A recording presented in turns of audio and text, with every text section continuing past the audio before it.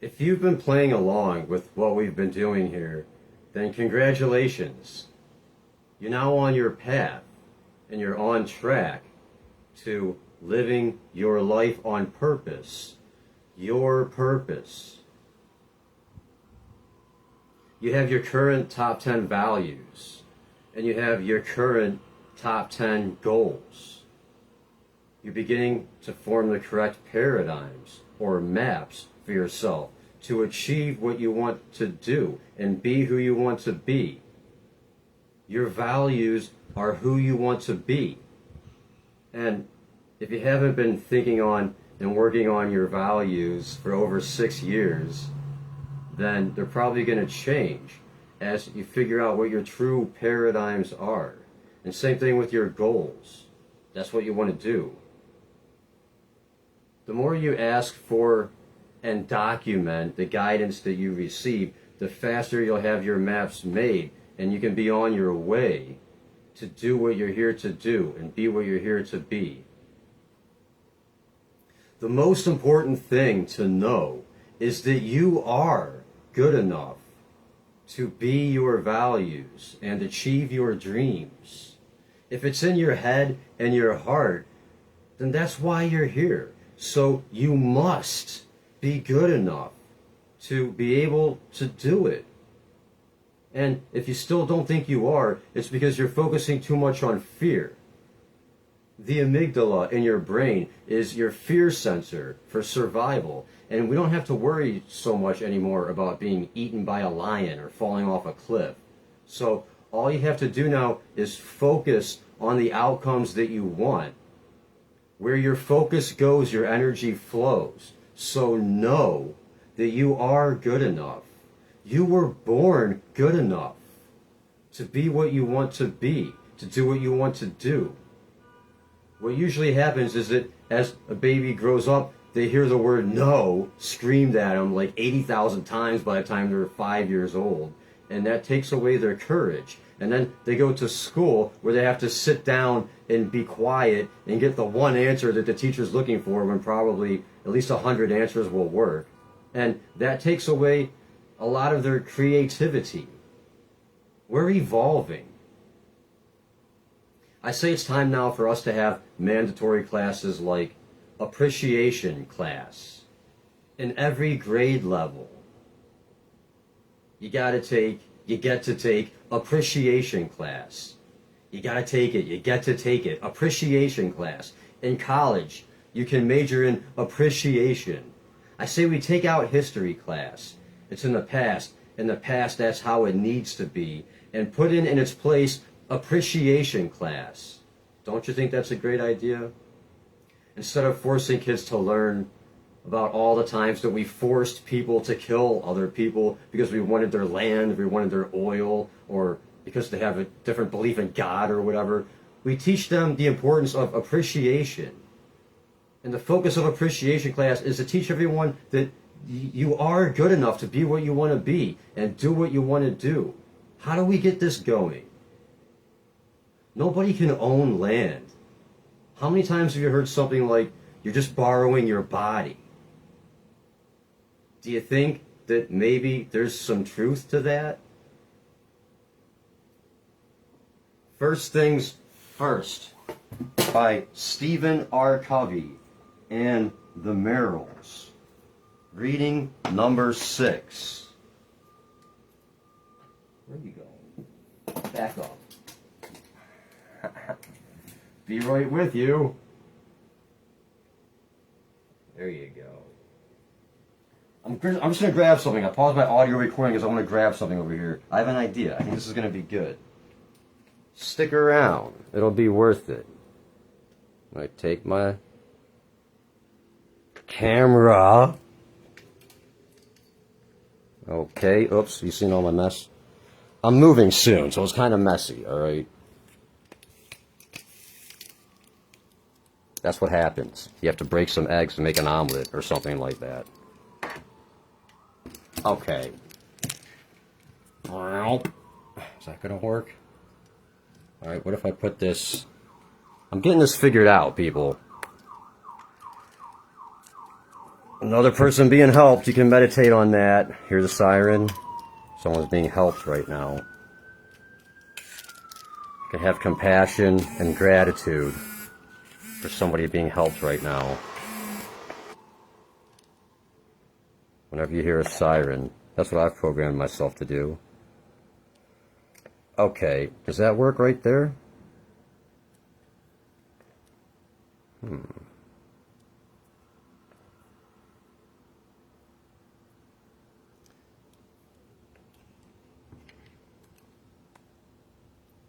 Balance and synergy among the four needs.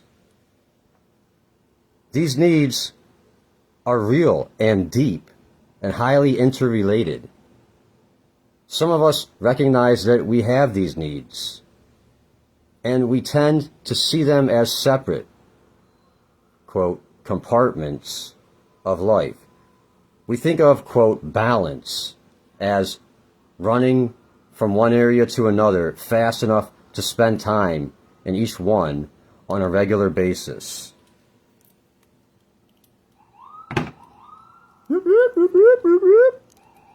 Thank you.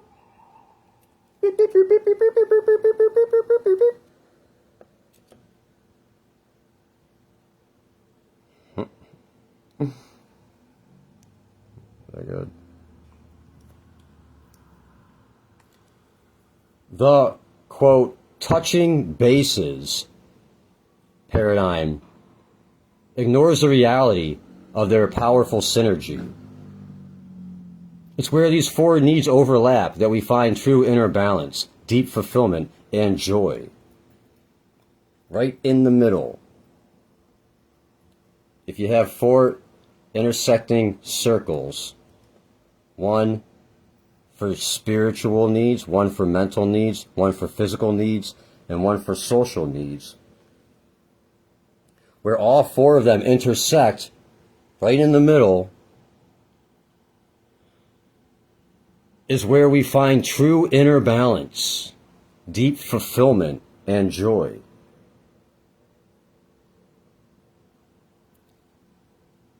Just look at the difference. If we operate from the, quote, touching bases paradigm, we may see the physical need of earning a living as separate from our spiritual need to contribute to society. The work we choose to do may be monotonous, dull, and unfulfilling. It may even be counterproductive to society's welfare. If we see our psychological need to learn and develop as separate from our social need to love and be loved, we may not seek to learn how to really deeply love other human beings. While we increase our academic knowledge, we may shrink in our ability to relate meaningfully to others. If we see our physical need as separate from all others, we may not fully realize how the quality of our health affects the quality of each of the other areas. When we aren't feeling well, it's much harder to think clearly, to relate in positive ways to others, to focus on contribution instead of survival. If we see our spiritual need as separate from all other needs, we may not realize that what we believe about ourselves and our purpose has a powerful impact on how we live, how we love, and what we learn. To compartmentalize or even ignore the spiritual dimension of life powerfully affects each of the other dimensions. It's meaning and purpose that give context to fulfillment in all other dimensions.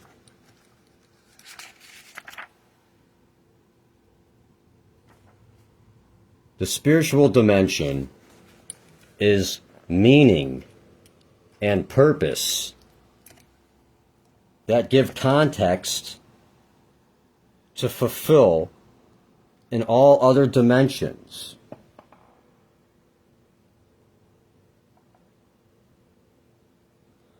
Only as we see the interrelatedness and the powerful synergy of these four needs do we become empowered to fulfill them in a way that creates true inner balance, deep human fulfillment and joy. Work has meaning. Relationships have depth and growth. Health becomes a resource to accomplish worthwhile purposes. By seeing the interrelatedness of these needs, we realize that the key to meeting an unmet need is in addressing, not ignoring, the other needs.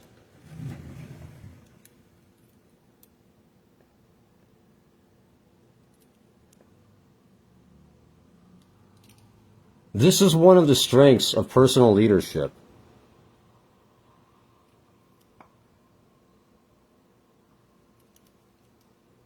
While management is problem-oriented, leadership is opportunity-oriented. Instead of seeing a problem as segmented and mechanical, a broken part that needs to be fixed, it's seeing it as part of a living, synergistic whole. It's looking at what's around the problem, what's connected to it, what can influence it, as well as the problem itself. If you have a problem in the physical area, for example, you're in debt or you have a financial crisis, instead of ignoring your social, mental, and spiritual needs, you can seek help and counsel from other people. Increase your knowledge of money management and your awareness of problem-solving options, and define a reason for wanting to get out of debt that will give meaning, context, and purpose to whatever path you choose to take. By addressing these areas in your life as they relate to the physical need, you become empowered to meet the need in the most effective way. If you have a problem in the social area, maybe you're going through a divorce. Attention to the physical, mental, and spiritual areas of your life increases your ability to handle it. By exercising and taking care of your health, studying and learning more about the nature of relationships, and strengthening your sense of purpose and meaning in life, you nurture the conditions that empower you to face the social problem in the best possible way. New topic: the fire within. Fulfilling your four needs in an integrated way is like combining elements in chemistry. When we reach a, quote, critical mass of integration, we experience spontaneous combustion, an explosion of inner synergy that ignites the fire within and gives vision, passion, and a spirit of adventure to life. Live life with passion. Passion. All right, sorry about that, Tony. My bad. Maybe not. Whatever. One more time. Passion.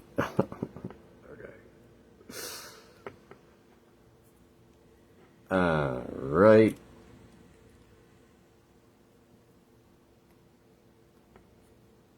The fire within. To live, to love, to learn, to leave a legacy.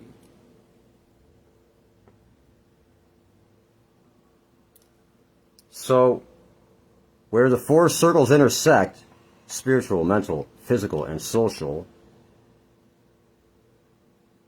is where you have the fire within. The key to the fire within is our spiritual need to leave a legacy. It transforms other needs into capacities for contribution. Talking off the book for a moment here. This is what Napoleon Hill refers to as your burning desire. Your big why, the main reason why you're here. Your major definite purpose. That's why you want to know that. And be thinking about it all the time.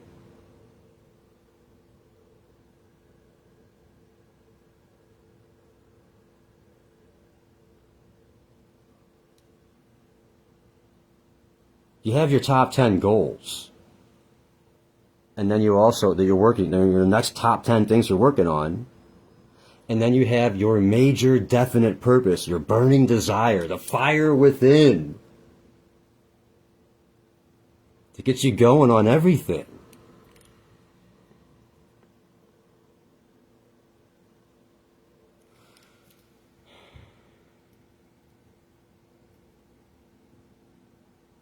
The key to the fire within is our spiritual need to leave a legacy. It transforms other needs into capacities for contribution.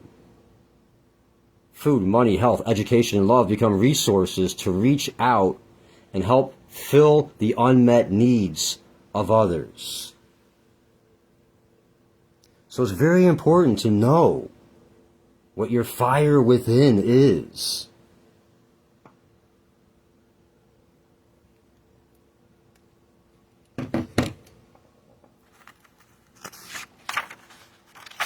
Words, words, words. No more pictures. Okay. Don't look at my stuff.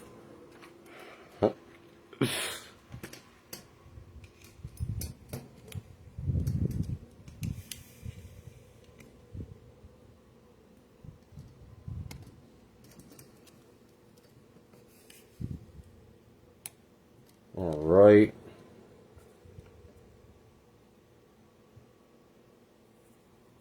Boom.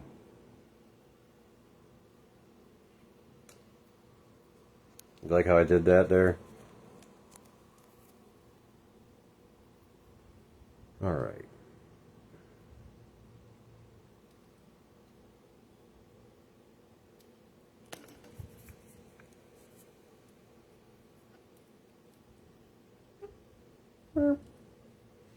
That was pretty good.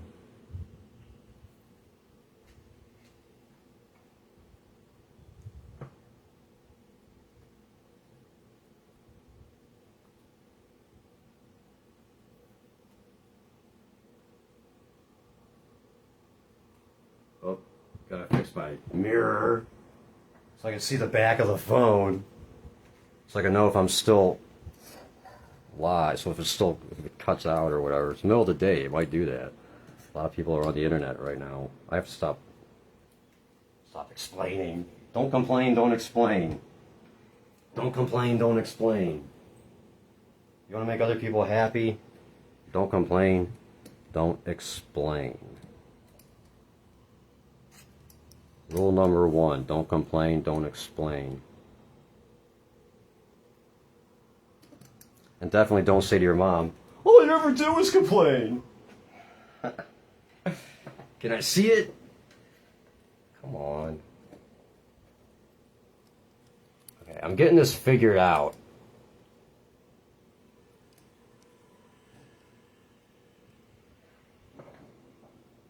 Looks pretty good. I can tell if we're still going.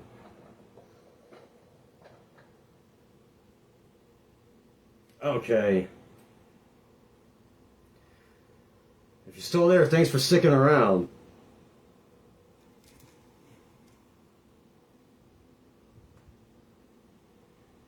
Think of the impact on the way we spend our time and the quality of our lives when we're able to effectively meet our needs and turn them into capacities for contribution.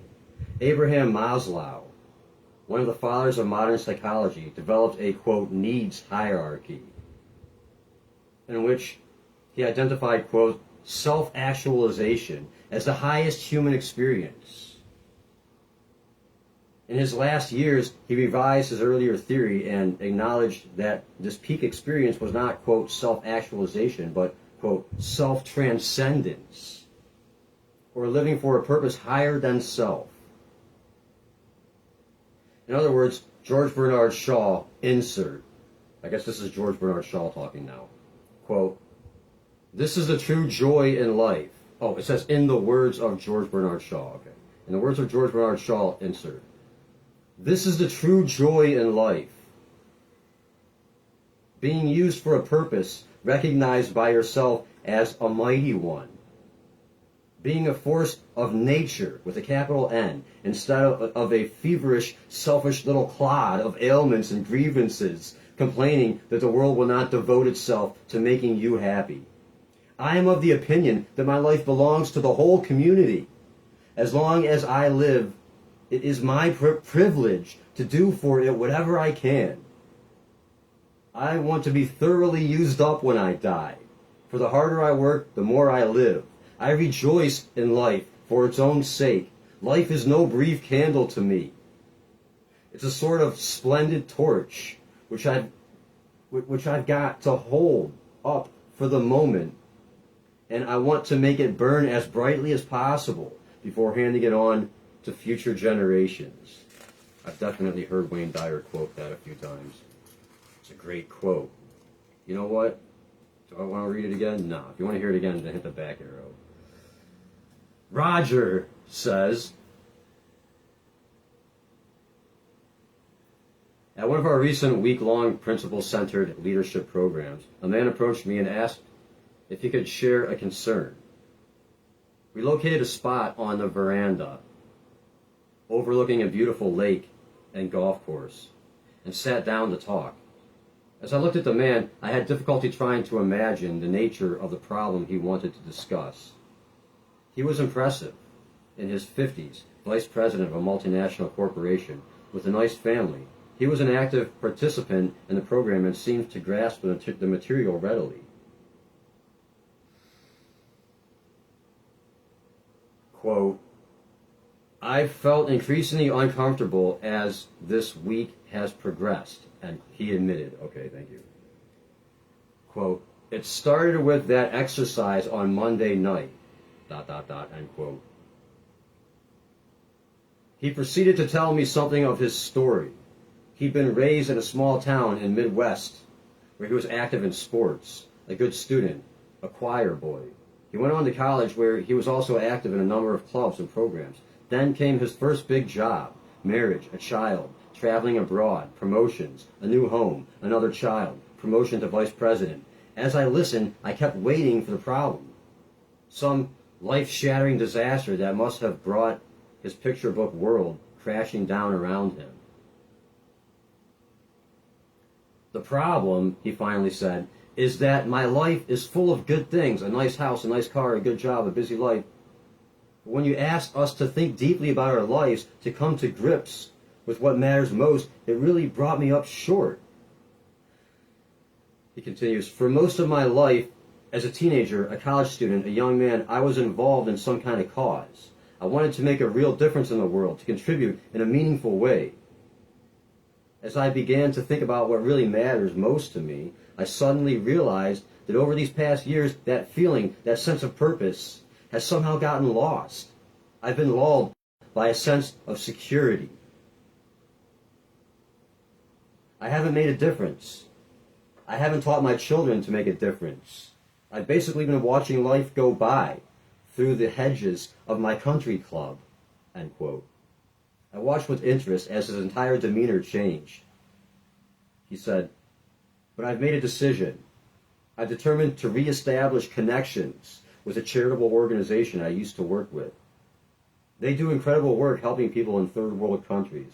I want to be a part of it. There was a light in his eyes, a sense of purpose in his words. He was energized. It was easy to see that the quality of his last few years before retirement and of his life afterward, as well as the quality of life for many other people in the world, would be powerfully impacted by the legacy he would leave.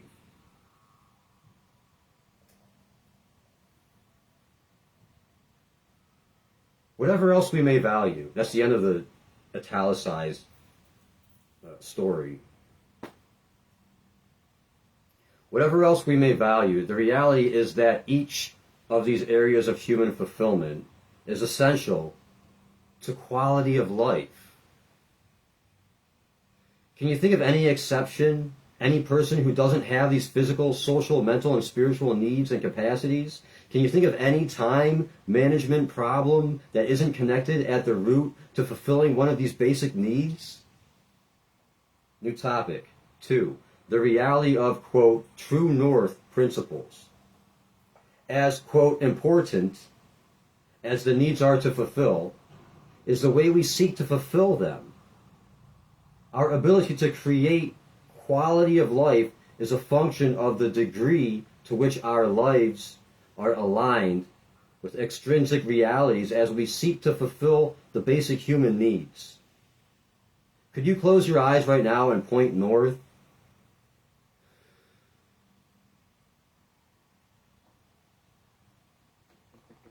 Well, I got water over there, so I think it's this way.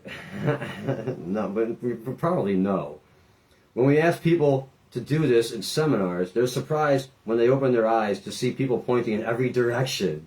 If you're home, you may be able to point north easily because you're well oriented and have your bearings. But if you're away from home without familiar landmarks, you may not find the task so simple.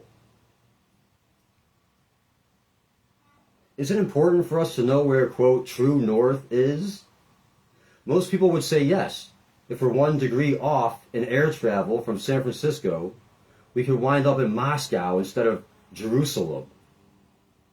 What is, quote, okay, I'm going to say real quick, this goes back to what I was saying before about how you want to use your emotions as your guide, like your internal calibration system.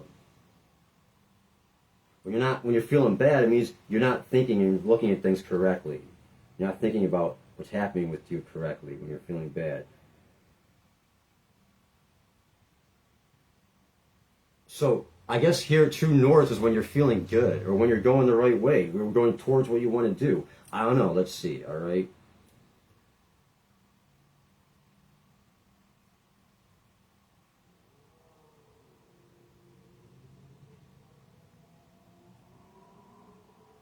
If we're 1 degree off in air travel from San Francisco, we could wind up in Moscow instead of Jerusalem.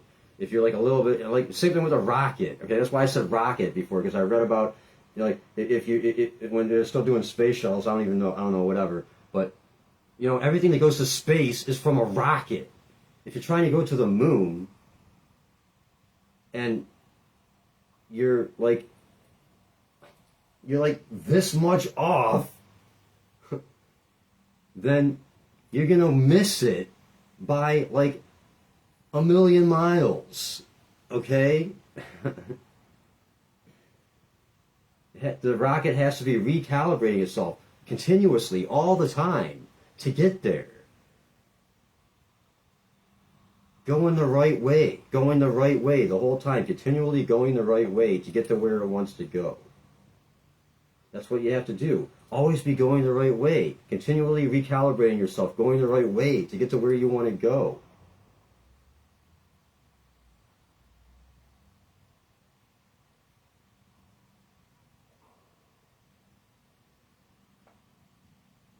What is, quote, north? Is it a matter of opinion? Is it something we want to vote on? Is it subject to the democratic process? No, because, quote, north is a reality that is independent of us. The reality of, quote, true north gives context and meaning to where we are, where we want to go, and how to get there.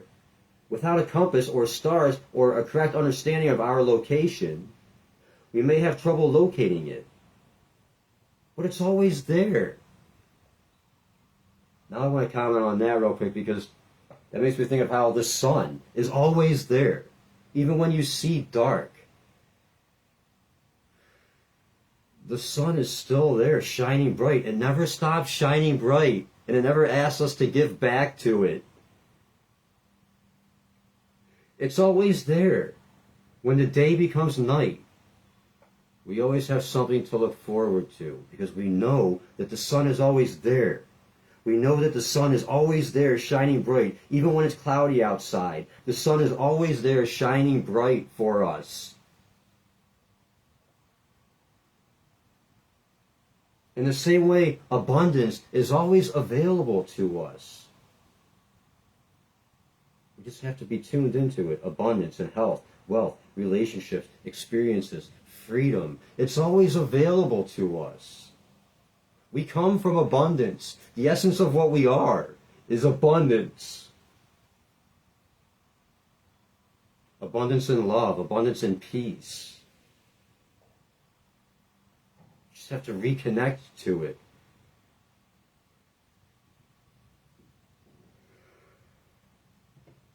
Back to the book. Just as real as, quote, true north in the physical world are the timeless laws of cause and effect that operate in the world of personal effectiveness and human interaction. The collective wisdom of the ages reveals these principles as recurring themes, foundational to every truly great person or society. With that in mind, we'd like to explore, quote, true north in the human dimension and look at how we can create an inner compass that empowers us to align our lives with it. And using, quote, true north as a metaphor for principles or external realities, we're not differentiating between technical difficulties, And using, quote, true north as a metaphor for principles or external realities, we're not differentiating between technical differences such as, quote, true north, quote, magnetic north, and, quote, grid north.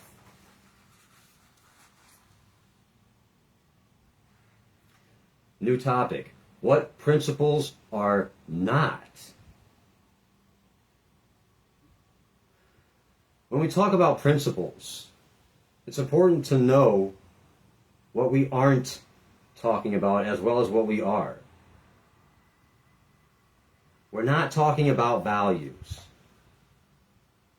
With principles, we're not talking about values. Many of us think that just because we value something, achieving it will enhance our quality of life.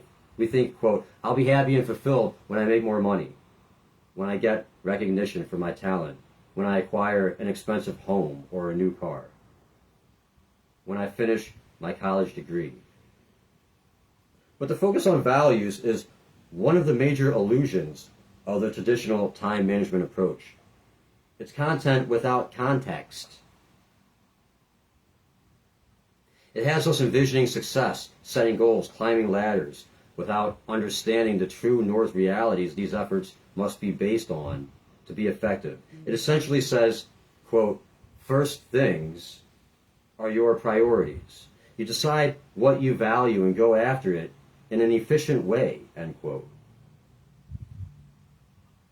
This can lead to arrogance, to thinking we're a law unto ourselves, and to looking at other people as, quote, things, or as resources to help us accomplish what we want to do. Values will not bring quality of life results unless we value principles. A vital part of the fourth generation is the humility to realize that there are, quote, first things that are independent of our values.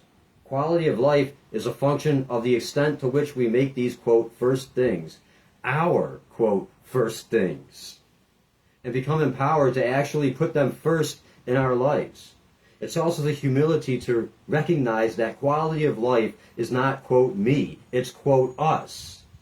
That we live in an interdependent reality of abundance and potential that can only be realized when we interact with others in fully authentic, synergistic ways. Yeah. All the wishing and even all the work in the world, if it's not based on valid principles, will not produce quality of life results. It's not enough to dream. It's not enough to try. It's not enough to set goals or climb ladders. It's not enough to value. The effort has to be based on practical realities that produce the result. Only then can we dream, set goals, and work to achieve them with confidence. We're not talking about practices. New topic. We're not talking about practices. In the midst of complexity, we tend to seek security in practices, specific, prescribed ways of doing things. We focus on methods instead of results. Quote, just tell me what to do. Give me the steps. We may get positive results with a particular practice in one situation, but if we try to use the same practice in other situations, we often find it doesn't work. As we encounter situations for which a practice has not been prescribed, we often feel lost and incompetent.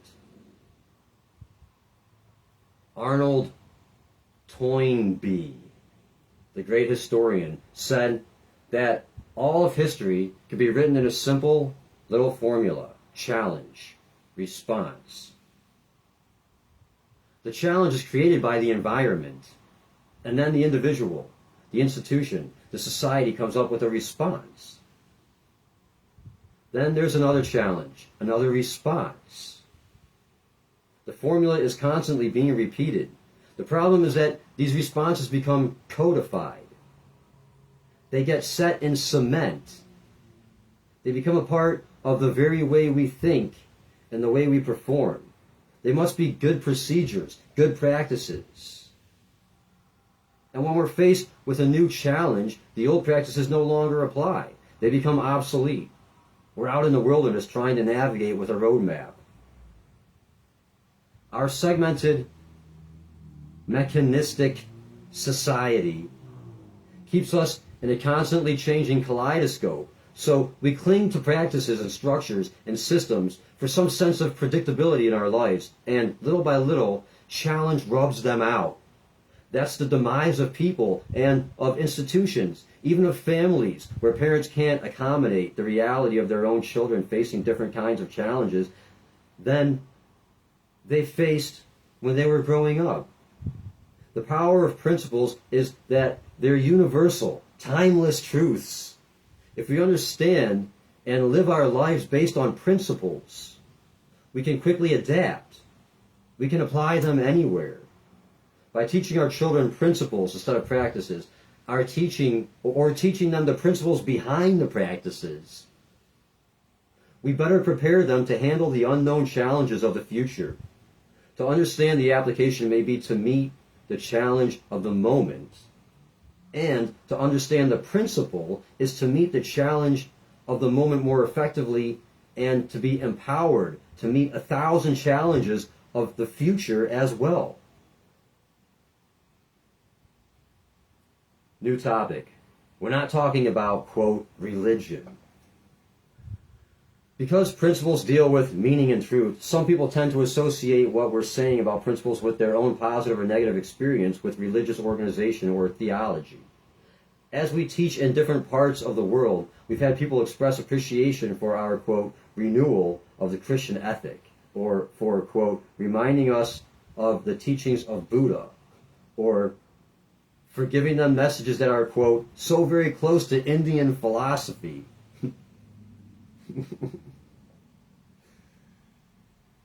On the other hand, a few do a double take when they hear what we teach because they feel it, quote, smacks of religion. I just want to say real quick on that, there's a big difference between being religious and spiritual.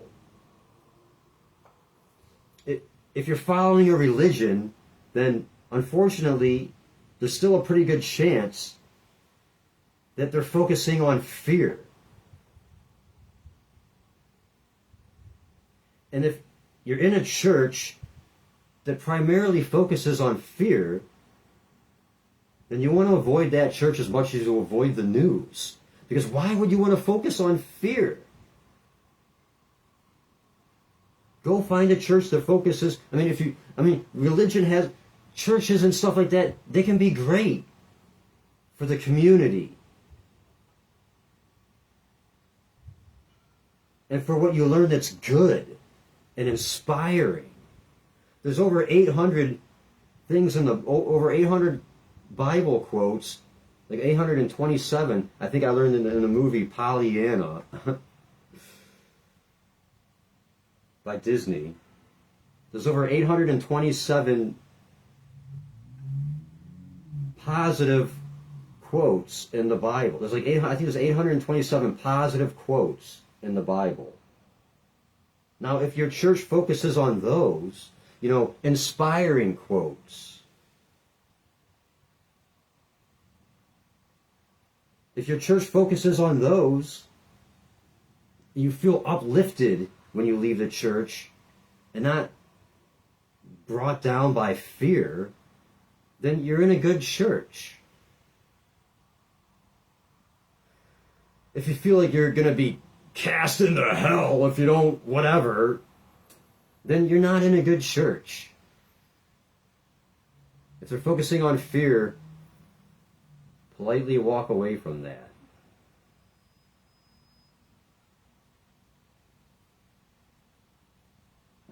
The Bible refers to abundance. Lots. Okay? Focus on abundance. What's the word that they use a lot? Receiving or whatever.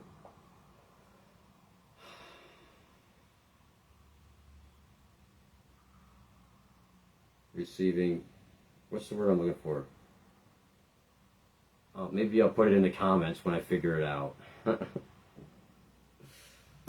Or if you want to put the word in the comments that you think I'm thinking of, go for it. Please. That would be great. Rejoice and rejoice. I think it starts with an R. What's a word for wealth? A nice word for money, or whatever, for getting wealthy or happy. I can't think of it right now.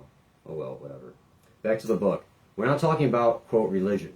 Because principles deal with meaning and truth, some people tend to associate what they're saying about, okay, Buddha, Indian philosophy. On the other hand, if you do a double take, when they hear smacks of religion, and to them, the term, quote, religion has institutional overtones that are not necessarily positive. It's like a simile for the word riches that I'm trying to think of. It's in the Bible a lot. Whatever. At the other end of the spectrum, there are some who wonder if what we teach about principle-centeredness is humanistic and appears to leave out God altogether. By the way, when I think of this word I'm trying to think of, I'll probably never forget it again, because the best way to learn something is to teach it to someone else. Okay. What we're talking about is not religion. We're not dealing with issues such as salvation, life after death, or even the source of these principles. We do believe these are important issues for each individual to address. And these issues are beyond the scope of this book. We're not dealing with why, quote, true north exists, where it came from, or how it came to be. We're simply dealing with the fact that it's there and that it governs the quality of our lives.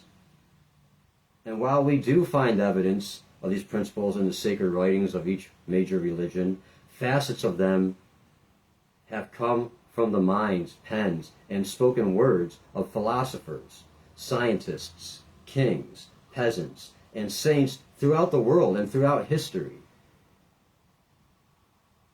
These principles are sometimes called by different names as they get translated through different value systems.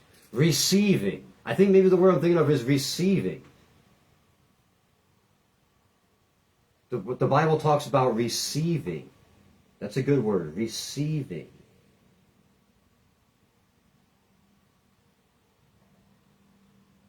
Abundance.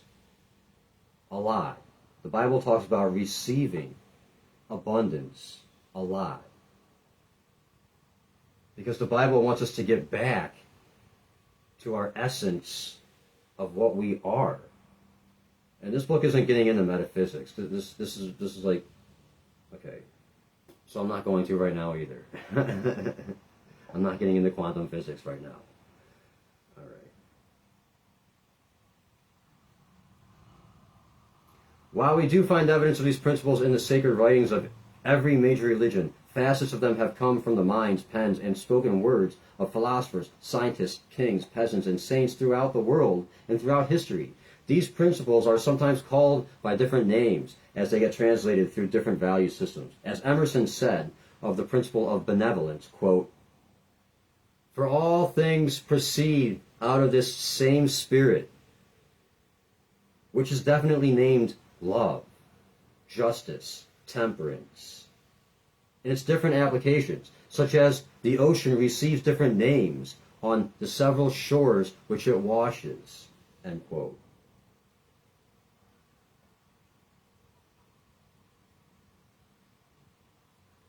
They're pretty clever with what they call the ocean around here. A little ways down the way, they call it Ocean Beach. It's the Pacific Ocean, so they call it Pacific Beach. Wow, that's pretty clever. Whatever.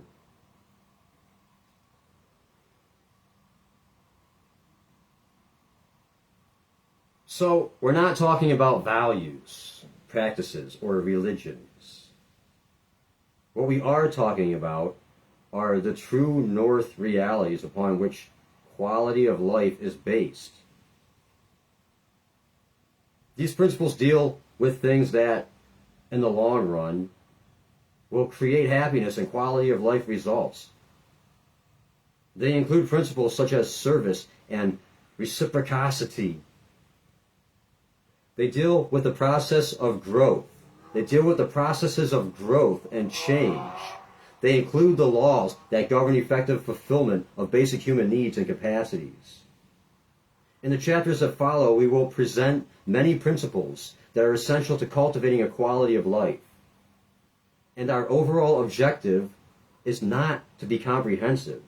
It's rather to affirm the effectiveness of an approach to life that's based on the continual search for and effort to live congruently with these timeless, empowering truths. New topic. What principles are the law of the farm?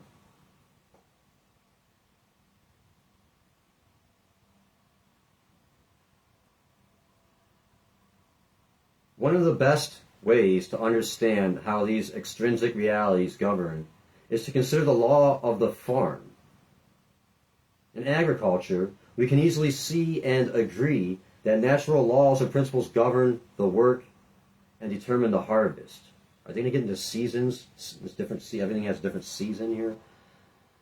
In social and corporate cultures, we somehow think we can dismiss natural processes, cheat the system, and still win the day. And there's a great deal of evidence that seems to support that belief. Plant your seeds in the winter. That way, they'll be the first to grow in the spring.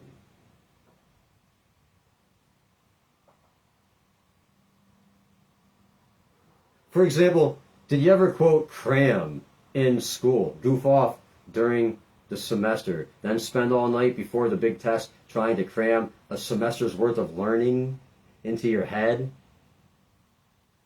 Insert italicized story from Stephen. Not Stephen, Stephen.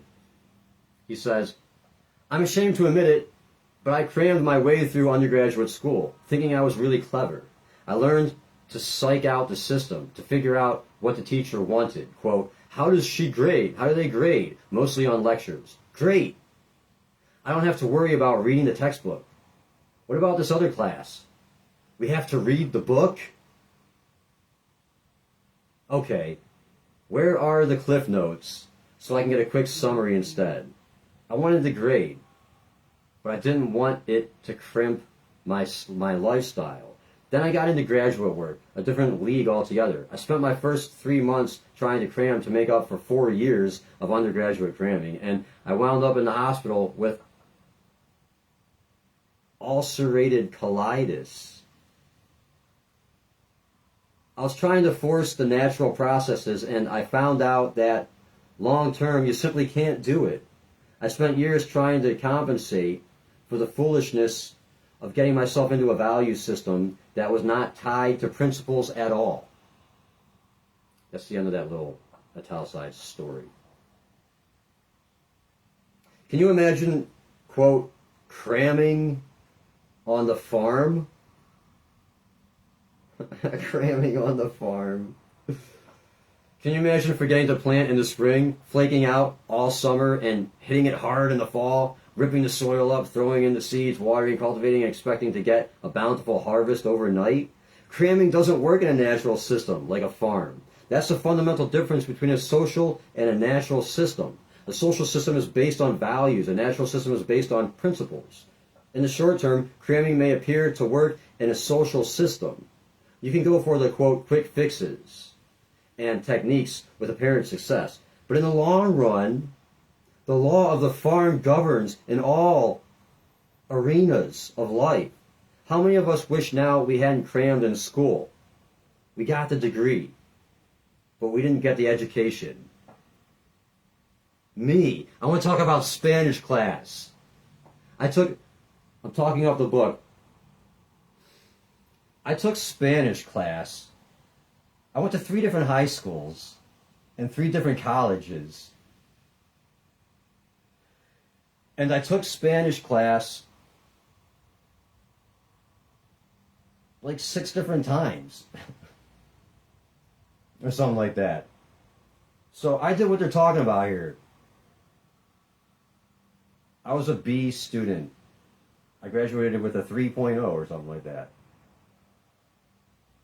Because I wasn't smart like my brother. My brother could cram the night before the test and get an A on the test. I could cram for like a week before the test and get a B or a C. Okay, back to my Spanish example.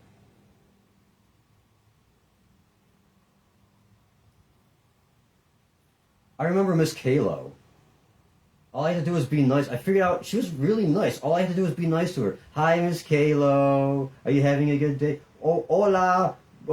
¿Qué pasa? ¿Cómo está? Bien, whatever. E2, EC, whatever. And then I didn't really do any of the homework. And I didn't really do well on the tests. She still gave me a C because she liked me. So I figured out. And then I had this other teacher who was very easy on us. I remember our test was like, read this and make it sound right. So now I know the E's sound like A's and the I's sound like E's or whatever. I didn't learn that much though. I really wish I would have like done all the homework and all the extra credit and tried to do as well as I could in every Spanish class that I took so I can speak Spanish now. A lot better than I can. I have like a 2-year-old's vocabulary in Spanish right now. If I would have done whatever I was supposed to do, I could have at least like a 10-year-old's vocabulary in Spanish right now. I would love to have a 10-year-old's vocabulary in Spanish right now. Okay, back to the book.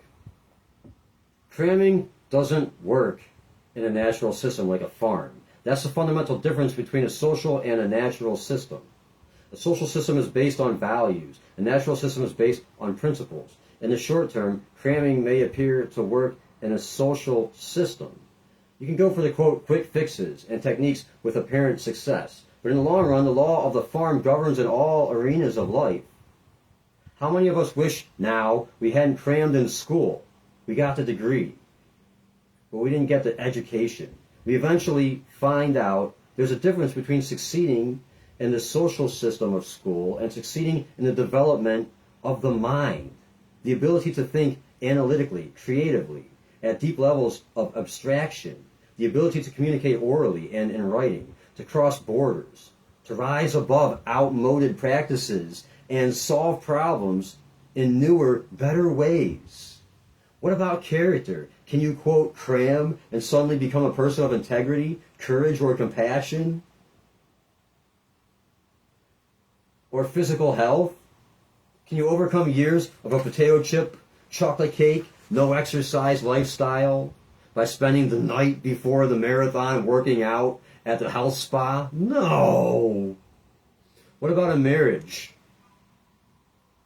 Whether it's governed by the law of school or the law of the farm depends on how long you want it to last. Many people who marry don't want to change their lifestyle at all.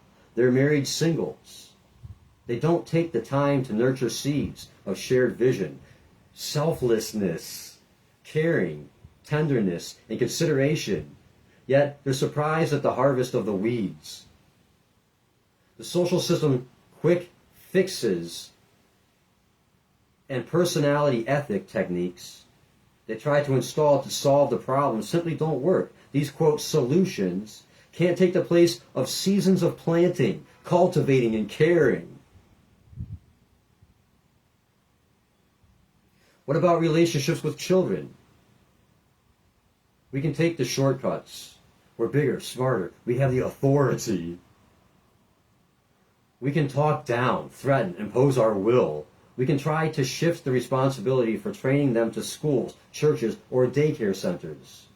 But over time, will these shortcuts develop responsible, caring, and wise adults empowered to make effective decisions and live happy lives? Will they result in rich, rewarding relationships for us with those who have potential to be our closest friends? In the short run, we may be able to go for the, quote, quick fix with the apparent success. We can make impressions. We can put on the charm. We can learn manipulative techniques. What lever to pull? What button to push to get the desired reaction? But long term, the law of the farm governs in all areas of life, and there's no way to fake the harvest. Before I get to this next thing, I want to say something just popped into my mind. Even though my brother had the smarts to be able to study before the night before the test to get an 8, and I didn't have that ability.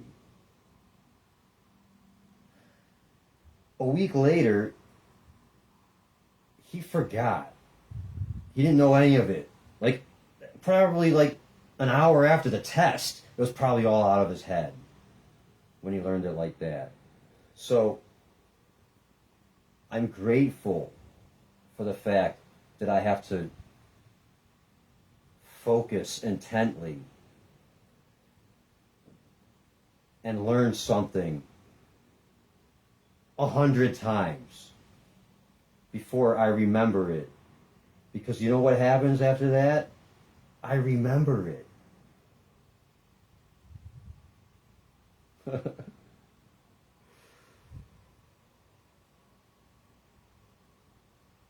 Back to the book.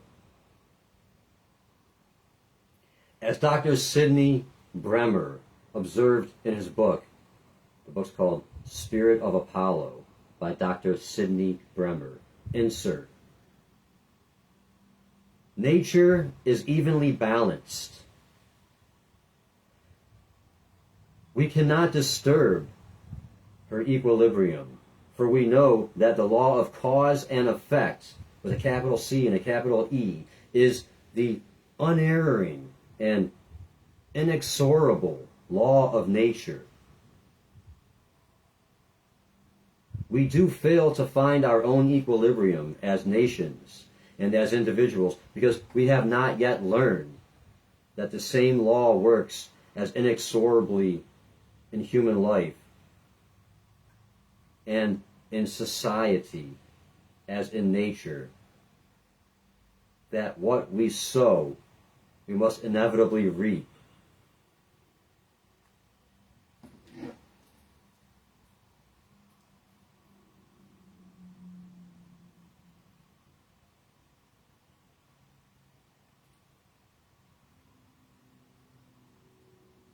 Inexorably, definition.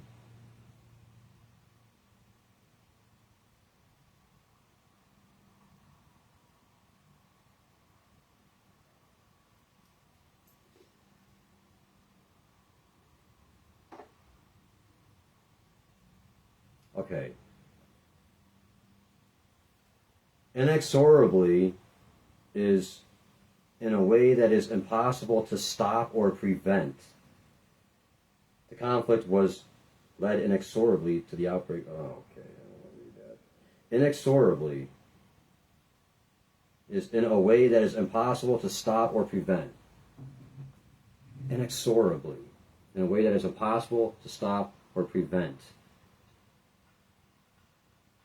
Nature is evenly balanced. We cannot disturb her equilibrium, for we know that the law of cause and effect with a capital C and capital E is the unerring and inexorable law of nature. It's impossible to stop or prevent. We do fail to find our own equilibrium as nations and as individuals because we have not yet learned that the same law works as inexorably in human life. Nature. The law of nature works as inexorably in human life. That what we sow, we must inevitably reap. What else can we learn about nature? What is stronger, water or rock?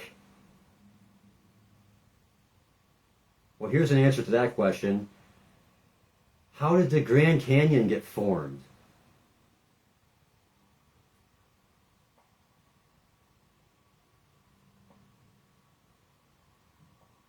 Where does water go?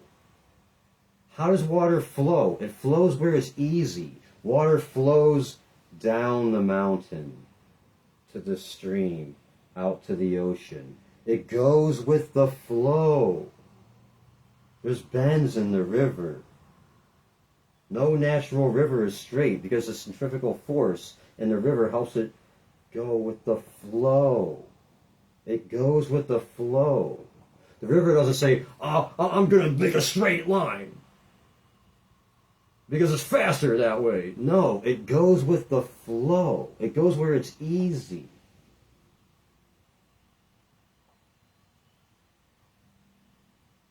What does any animal do?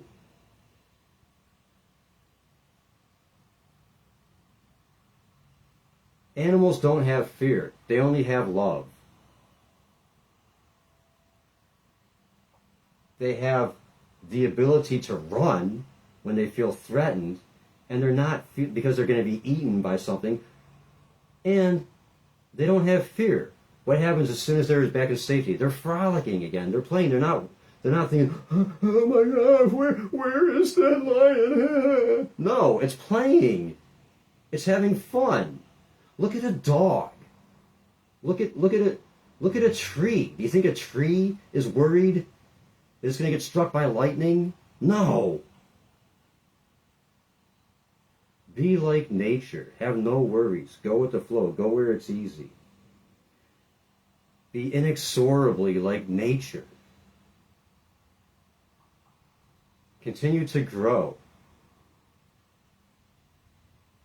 In nature, if you're not growing, you're dying. It's the same as it is in life. If you're not growing, you're dying. So continue to grow. Illusion versus reality is where I begin the next reading on page 56.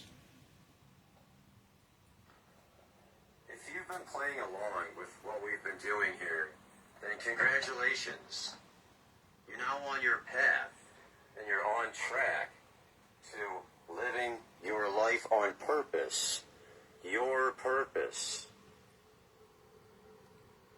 You have your current top 10 values, and you have your current top 10 goals. You're beginning to form the correct paradigms or maps for yourself to achieve what you want to do and be who you want to be.